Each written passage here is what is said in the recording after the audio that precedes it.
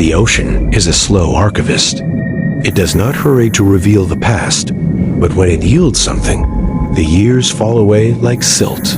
Objects, fragments of lives, the ordinary and the intimate, preserved in a silence older than memory. In the darkness, 3 miles down, beneath a freight of pressure and cold, an impossible storefront lay waiting.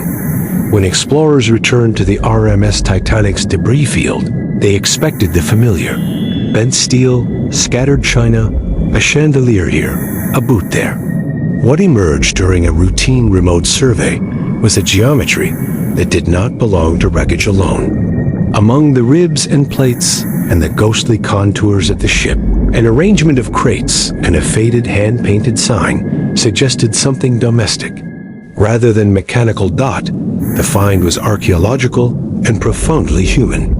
Fruit stands are ephemeral.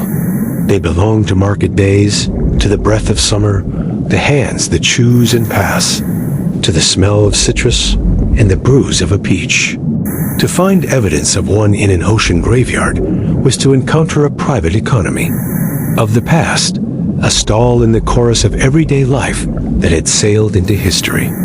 The team that investigated called it the fruit shop, a shorthand that acknowledged both the absurdity and the plausibility of the discovery. Their instruments, remotely operated vehicles with articulated arms and millimeter cameras, approached with the reverence of museum curators.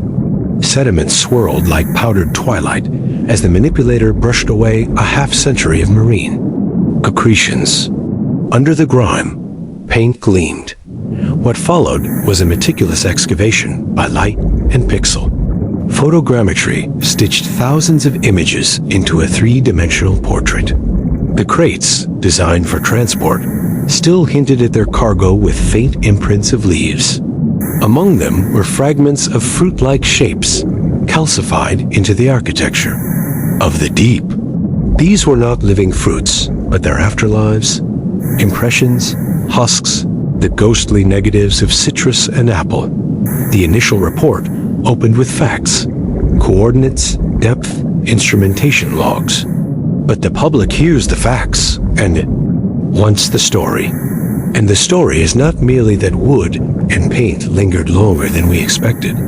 It is that the fruit shop was a threshold between two histories. The well-documented official history of the Titanic as luxury liner and the quieter history of the people who kept its engines fed and its dining rooms supplied. Archival leads unfurled. As footage circulated, documents referenced the ship's provisions. Stores were kept in vast pantries, but there were also contracted suppliers who provided fresh produce. Names surfaced, small businesses that handled seasonal goods, lists of crates and their markings.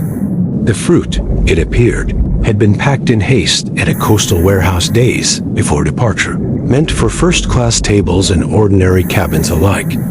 A fruit shop is not only a merchant's counter, it is a network, an itinerary of growing, seasons and trade routes. The discovery prompted historians to map orchards and groves to the harbor docks. It reanimated forgotten workers, packers who stacked, sailors who lashed, clerks who scrawled inventory in ink that browned but refused to dissolve. Photographs from the excavation showed a small ledger, its pages swollen and flaked with salt. A half-inked entry still legible. Quantities, destinations, the tired abbreviations of commerce. Conservation teams with chemical baths and deionized water set to work. For every object raised, there was a debate. To preserve in situ, to lift, or to leave the patina of time undisturbed. Those who advocated recovery argued that artifacts carry urgency. Biological material, even mineralized, is vulnerable.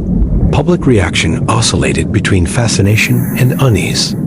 The images were intimate.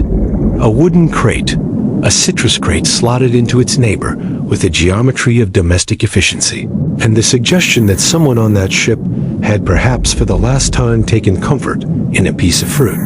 Commentaries asked what it meant to find the mundane amid catastrophe. Did it render the human tragedy more immediate? Or did it risk turning a sight of loss into a spectacle? Researchers contextualized the discovery.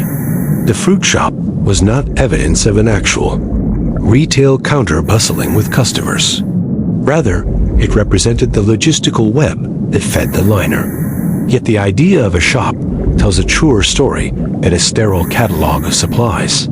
It humanizes the economy aboard ship.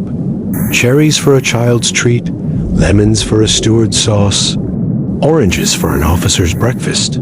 Each piece invites us to imagine hands handling produce, small conversations over choice crates. There was an ethical layer that shaped policy.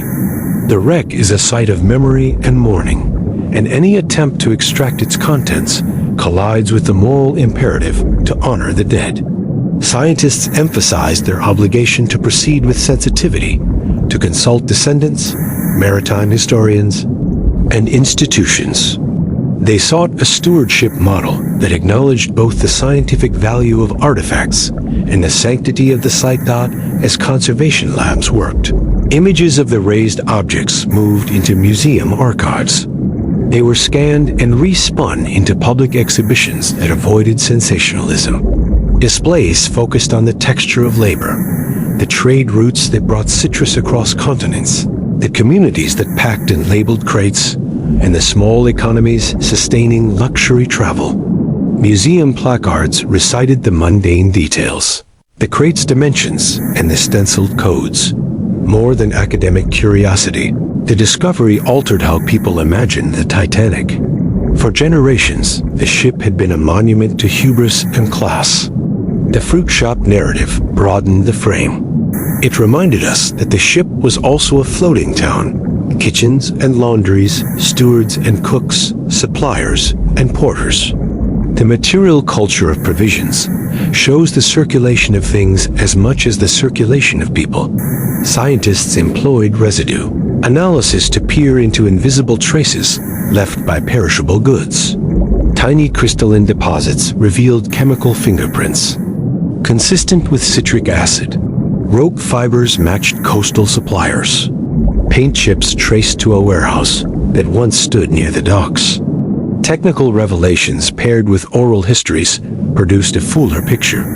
A great-granddaughter of a packer recalled the rhythm of the warehouse, the cadence of stamping and tying, the jokes traded between hands, the tobacco smoke, and the cold breath of winter mornings.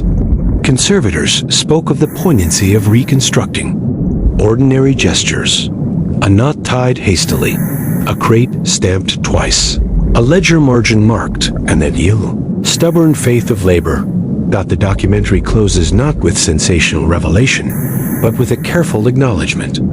The fruit shop is reconstructed in digital space, made legible through light and code, and displayed in rooms where visitors can draw near and consider. Conservators continue their chemical ministrations. Historians comb shipping manifests and port records. Descendants of the ship's workers receive invitations to participate in the exhibition. The ocean keeps its silence, but our act of remembering is deliberate. In the end, the discovery of the fruit shop beneath the waves is less about the object and more about continuity that links ordinary things to extraordinary moments.